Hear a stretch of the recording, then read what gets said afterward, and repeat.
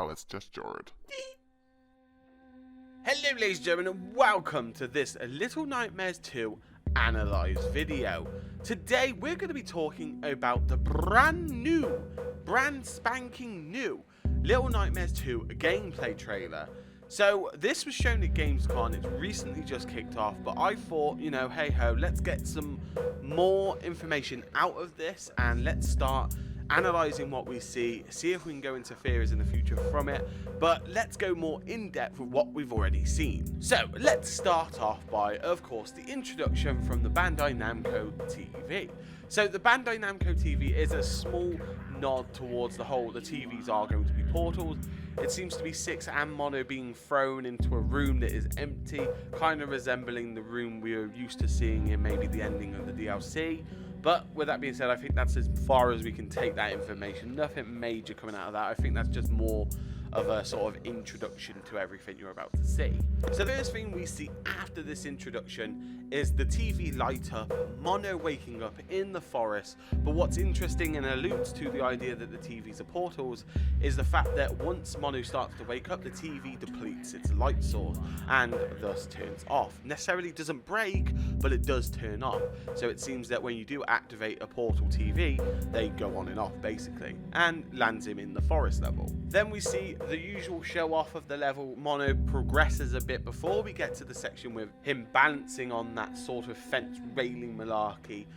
If you pay attention to the background of the video, you'll notice that the winds start to pick up, but the winds doesn't seem to shake any of the trees. It's blowing as it usually is. But something very interesting is happening in the background. There seems to be a tree erratically moving of some sort. Maybe this is the hint of the forest is alive type thing, or it could be the hunter returning in an over-exaggeration of that. In the next scene, we seem to have Mono approaching Six, and Six seems to be coming from under the table in a very scared stance. Another interesting point here is you can see how tired or worn she looks, and also the drawing or scratchings on the wall, and it seems to be of the broadcaster and a tally of some sort. The real question is though, is this counting the days that she's been there, or is it some other type of counter, like how many lives the broadcaster has took or something along that line? The next part of the scene, we see Six and Mono working together to pull down a lever to then release some stairs to an attic. Apart from that, we don't see anything too different in regards to this scene, apart from the usual fetch and grab to unlock a door. After this, we see Six and Mono running through what seems to be some type of city or some kind of town, for instance. Behind them, you sort of see a hole in the ground. I wonder if this is where the ground separates. But also something quite interesting to note is all the TVs that are outside and on the floor. They all seem to be off. Whether they're broken, I can't really tell. But from a glance, I do think they are still all working and not cracked. So maybe the effects of the TVs are very large here. Another interesting thing about this scene in particular is the amount of depth to the level.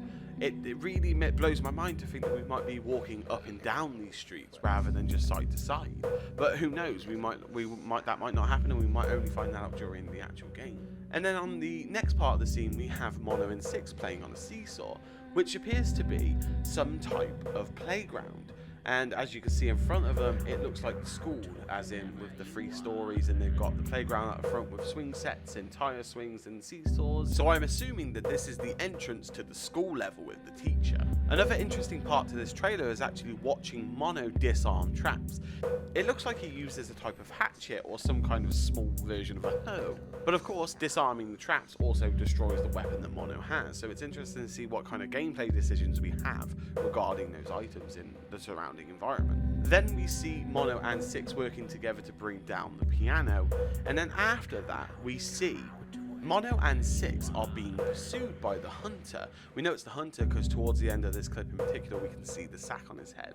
But it's interesting that Six actually saves Mono instead of it being the other way around. Then we come on to the part where it seems like Mono and Six, a little bit lagging behind in the shadows, are walking around in the hospital, taking a look around. It looks like they are trying to build sort of fake sort of people, and using the same techniques as they would with the dolls, but much bigger. After this, we see that the bird actually spooks the hunter, and the bird unfortunately drops its lunch. The reason I think the bird is actually spooked is actually 6 moves first, and that's what actually prompts the bird to try and fly away, which then draws the attention of the hunter. After this, we're brought back to the school level of the trailer, and it seems that Mono and 6 are walking around and progressing, and they seem to be bumping into a trap of some sort. What's interesting about the thought of this trap is, was it there all the time, or was it prompted to activate there and then by someone, or did they activate it in particular?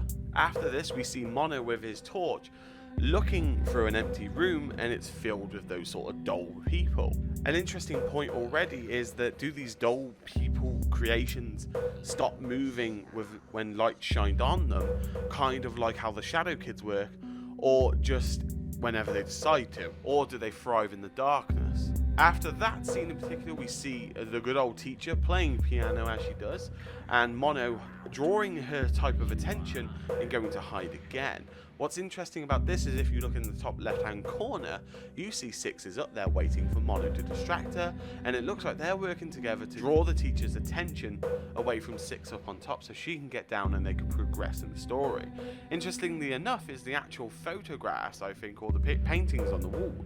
We're going back to the whole cover them up like we did in the Moor. What are they trying to hide in the paintings? That would be interesting to find out. Oh, and also she can nearly turn her head all the way around without moving her shoulders. On to the next scene, and it looks like we're back at the hospital as 6 has her coat on now, and yet again 6 saves Mono. Interestingly, I'm getting more of the impression that 6 is still the survivor here and not Mono. If anything, it looks like 6 is leading the way, because for some reason she's aware of these dangers, whereas Mono isn't. And this again could back up our idea that it is a prequel. Also, something interesting about this level that it's currently on is that, 1, we saw it in the teasers and the paintings, and 2, we see some more white muslin cloth, and I wonder if someone else has already been here before again, like we saw in Little Nightmares with the girl climbing down. Then we see the elevator scene, nothing too keen going on in there, and after the elevator scene we see the walking dolls in hospital gowns, so it's a definite confirm we're in the hospital at this point. And these definitely seem to be the same ones that we see in the trailer, and again, they're not moving, whether this is because Mono is looking directly at them, or if they just decide not to go for a walk. Who knows at the moment? But what we do know is that they are completely makeshift, and they all look like they're made out of mannequins and some items of some sort. After this, we get a short shot of the hunter aiming down his gun and the light at Mono and 6, who are trying to still evade him, and they decide to go walk through water, it seems, or some kind of swampy sort of area. Either way, it seems to be one of those things where it's another surveillance type and you hide and go across. So something very interesting about the next scene is that at the moment we're used to seeing dolls and mannequins being used for all these like creatures and creations, but the hand that actually crawls towards Mono and chases him looks extremely real. It even has some skin impurities, some wrinkles, and some nails still left on it. So interesting enough, whose hand is it, and why is it still working when there's no body and wrist attached? After that scene in particular, we see a group of the mannequin hands reaching out to Mono. Interestingly enough, one of them has a ball. Now, I can't figure out why I find that interesting, but I do. If you have any ideas, let me know in the comments below. But it's very reminiscent of what we saw in the Moor, especially when we have to throw that ball into the bin. After that, we see Mono and 6 are running through what can only be described as some type of ward, with some absolutely strange creature crawling on the ceiling. Now, my first initial thought when I saw this was, oh my god, what is that? After a bit of looking into it though, and see if I can figure out what's going on, I think actually it might be one of probably the biggest leeches in the game, or a leech of some sort. I don't see necessarily any clothing, but I do see that kind of leech-like movement. Maybe, as you know, leeches like them and want to eat 6 and Mono as usual, so maybe that's who it could be. And also towards the end of the clip, the monster or leech sort of steps into the light, but we don't see any head of some sort. We still just see kind of a blunt body, which makes me still believe that it could well be a leech. a big one though. Here we get the confirmation that unless you're shining a light on these creatures, they will follow you in the darkness. Now that absolutely freaks the bejeebers out of me, especially in the game. So it's interesting to think they might actually work kind of like the Weeping Angels type from Doctor Who, where either you've always got to keep your eye on them or keep a light on them. Again, similar to the Shadow Kids, but the Shadow Kids only required light. Something interesting to note from this is this mannequin itself, or the creature, looks like the one from the trailer we see initially. So maybe this is an interactable boss of some type. And then after this, we get to see the teacher's classroom and herself, and there are a few things that strike me here. One, I can only see one of our characters, and it seems to be Mono under the desk, and it doesn't look like these kids are doing anything either, like they haven't been activated. Also, another point to make is the actual teacher looks more like a doll herself. She seems to be some type of creation. As the amount of times I watch it, I can't find no lifelike movement within her. Her arm snaps down rather than, bringing it round to slap down. Her head doesn't move and her mouth doesn't move. Now, you would have thought anyone who made a screaming noise would have had their mouth move, but she didn't. Skipping a little bit forward now, we see obviously a few bits from the outside and the log falling, but the interesting part about this is we actually see Mono using the TVs as portals for the first time. Interestingly though, I wonder if you can only portal to TVs that have like these satellite antennas, if you will. Something to note as well, once you do pass through the TV, when the transmission finishes, the TV lights up. After this, we see Mono wielding a hammer to attack one of the porcelain children. And what's interesting is the porcelain children actually look quite preoccupied with something. Whether they're staring at Six of some sort, who knows, but they seem to be copying the same sort of stance as the Shadow Kids have when the runaway kid walks into that library. They seem to be taking a little bit of a look. Curious, but maybe not necessarily deadly just yet. But who knows, because Mono sorted that out quite quickly. After Mono gives his head a good bashing, we see that Mono and Six are back at it again with the teamwork, while Mono swings Six around on a coat hanger. After this, we get a really good shot of the teacher and her using her crazy powers, kind of like the Japanese traditional Yunkai Rokuakubi. Sorry for my pronunciation, that was really hard to say. But we see her chasing Mono in what seems to be another type of library, maybe a school version. But we see her using her neck to the fullest extent, and what's very interesting is that for the first time we see her sort of open her mouth. It's interesting as well because we also hear a kind of serpent-like sound from her, and it seems to be that she's going in for the kill, or the meal. The next part is very interesting, and this is where we see Mono and Six holding hands, shining a torch on the lady watching the TV, and then the part after that is when Mono sees the group of people watching a TV again. I think this is telling us a story about how these people in this world either get killed or absorbed of some sense and malnourished completely, to which they die. I think this is showing us what actually happens to them. I don't think they're necessarily a threat, I just think they're pieces of environment that you can see and check out. Maybe not best to walk up to, but definitely inspect. And after this is where the most major things start to happen. So we see an out of focus shot of the broadcaster, which I'm assuming it is, get up and introduce himself to us. Something to note about that scene in particular, when it's focusing out and fading out, there is actually a door to the right of that screen. Then after that, we get to see the broadcaster in all his might, standing up tall in a corridor, a very dark one, and as we see him, he just looks as he does. What I find interesting is his movement. Now, before he starts his movement, the lights surge, and last time we saw surging lights is when the darkness in Six, or some type of effect Six had on the world.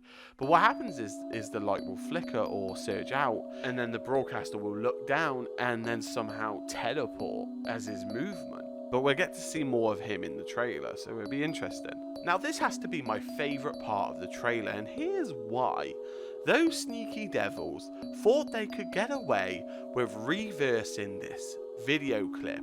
Now, what actually happens in this video clip is the opposite. So where you're being led to believe that actually, in fact, Mono gets up and covers his eyes and walks to the TV. Oh no, good friends. Actually, Mono has his hands already over his eyes, and what he seems to be doing is blocking that connection from whoever is behind the TV or in it to Mono himself. And then as he's blocking his eyes, he's walking a bit away, and the monster or whatever's in it retreats, and then Mono falls to the floor. But interestingly enough, he's not looking at the TV anymore, so perhaps this is a way to disengage whoever's trying to transfer through the portal. Then after this, we see Mono running away from the broadcaster again. For some reason, 6 isn't anywhere to be seen here, but interestingly enough, he does his old movement thing again when he looks down and sort of teleports forwards, or warps, if you will.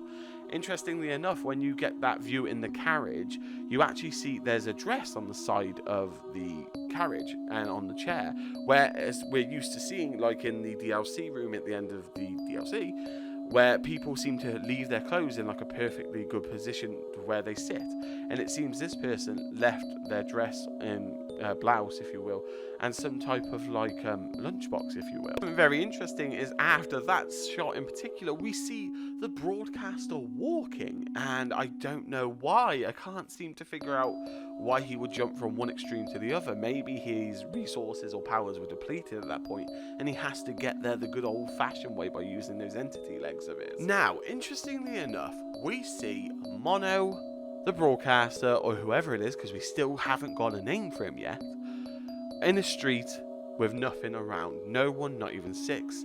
But the only interesting thing I find here is that behind Mono, there seems to be that sort of black mist again. And the black mist leaks from the broadcaster. So my question is, obviously the scene looks amazing, it's really cool, but is that a foreshadow? Is that the dream that Mono has, like the Runaway Kid had and 6 had, where they see their goals and necessarily they don't have to die or the dream doesn't come true? It just depicts part of it. Like for instance, we see the granny pull down the Runaway Kid, but the Runaway Kid didn't die from the granny, he beat her. So is this the story? Is this what we're seeing of Mono first in his dream up against the broadcaster? Because it is quite a symbolic shot, if you will.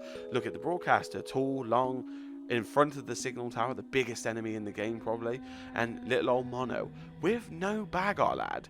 Interestingly enough, it seems that once their eyes sort of make contact, that's when this sort of dark, powery stuff starts to leak out of each of them. So maybe this explains why Mono decides to actually wear a bag in the game. Maybe this is the very first thing we will see in Little Nightmares 2. And then we get the fabulous end credits with a release date and the announcement that later on in the year they will be releasing on next gen's console.